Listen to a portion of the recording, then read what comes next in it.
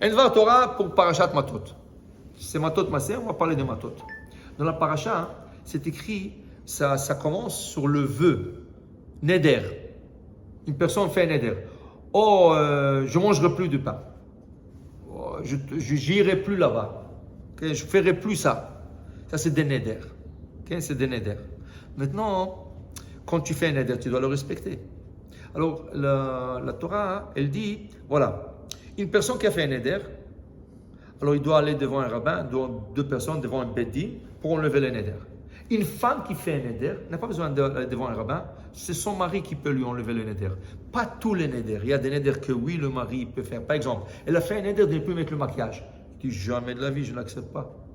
Elle a fait un Neder, je ne mange plus de pain. Quoi? Moi, je veux manger seul à table et toi, tu ne manges pas avec moi? Jamais de la vie, je n'accepte pas. Tu peux enlever ce Neder.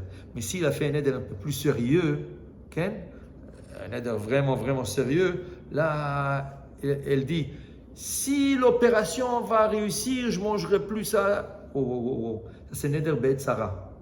Ça veut dire, s'il y a une situation difficile et tu fais un Neder, ça, c'est le plus difficile Neder à enlever. Là, il faut vraiment aller devant le rabbin, même la femme. Mais en règle générale, la femme, c'est le mari, dès qu'il entend son Neder et il n'est pas d'accord, il a la journée pour lui enlever ça. Ok? Maintenant, comment il lui enlève ça? Il lui dit, je ne l'accepte pas. C'est tout. Il dit, je ne l'accepte pas. Maintenant, il se peut que le Neder, il y a déjà un mois qu'elle pratique. Mais lui, il ne savait pas. Mais le moment qu'il apprend, il peut lui dire, moi, je n'accepte pas. Mais lui, ça fait un mois que je le fais. Moi, je ne savais pas. Mais maintenant que je le sais, je t'enlève tout de suite, je ne vais pas, tu enlèves ce Neder. Je ne veux pas ce Neder. Mais si la journée, elle passe, et le soir, il lui dit, tu sais, je pensais, j'aurais dû t'enlever le Neder. Trop tard, monsieur. Maintenant, tu l'emmènes ta femme devant le rabbin de témoins. Okay? Ça peut s'enlever. Il y a des Neder qui ne s'enlèvent pas. Quelqu'un qui fait un Neder n'est plus fumé la cigarette. Même un rabbin, il ne peut pas lui enlever ce Neder. Quoi? Tu as fait un bon Neder. D'être en santé. Tu veux que le rabbin t'enlève le Neder pour que tu meurs de la cigarette? Jamais de la vie. Okay? Tu as fait un Neder de ne plus aller au casino.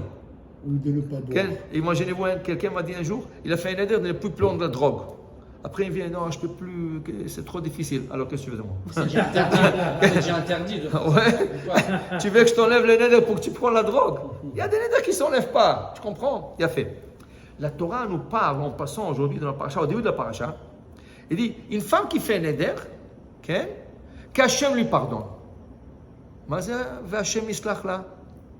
V'Hachem islach la. Rachid dit non. Ce verset, qui est tout à fait au début de la paracha, parle d'une situation très particulière. Voilà une femme qui a fait un Neder, elle a pris du vin avec son mari, ils étaient dans un mariage, elle a pris du vin, elle a un peu trop pris du vin. Et là, elle commençait à parler des bêtises, des choses. Et tout le monde parlait d'elle. Regarde, qu'est-ce qu'elle parlait, cette femme, regarde quelle chose elle sortait de sa bouche, tout ça. Le lendemain, quand elle a réalisé, elle a fait un Neder de ne plus boire du vin. Si c'est le vin qui m'a causé ça, je ne vais plus boire du vin. Non, son mari ne savait pas. Il savait pas. Après, quand son mari il a appris ça, il a appris qu'elle a fait ce Neder. Il a dit à lui-même, jamais de la vie, je ne l'accepte pas. Le Neder est nul. Mais il n'a pas dit à sa femme. Il ne lui a pas dit à sa femme. Le Neder est nul. La femme ne le sait pas. Mais elle, maintenant, elle ne sait pas. Elle a été tentée, elle a vu une bouteille de vin, elle a dit, waouh, ça doit être un bon vin, ça. J'ai fait un Neder, pas grave, Dieu va me pardonner. Que Dieu me pardonne. Alors, elle prend un vin, elle le boit, et son mari arrive. Qu'est-ce que tu fais? Tu bois du vin? Il dit, oh, mechila, j'aime. Elle lui dit, non, je m'amuse avec toi. Moi, je t'ai enlevé le Neder. Tu ne savais pas, tu peux boire. Dit la Torah, va Hashem islach la. Qu'est-ce que ça veut dire ça? Dit Rashi, une seconde. Quand elle a bu, est-ce qu'elle savait que son mari lui a enlevé le Neder? Non. Ça veut dire que dans sa tête, elle fait un péché. Malgré que le péché n'est pas un péché parce que le mari l'a enlevé, mais dans ta tête, tu pensais que tu fais un péché. Tu as accepté de faire un péché. Qu'Hachem te pardonne. Tu as besoin de pardon d'Hachem.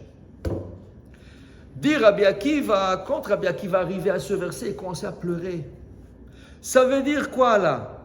Ça veut dire que tu rentres dans un restaurant tu ne vois pas la théouda. Toi, tu dis, j'ai faim, j'ai pas envie maintenant, je vais aller chercher un restaurant cachère. Tu t'assois, tu commandes un steak avec des pommes de terre et tout ça. Tu manges.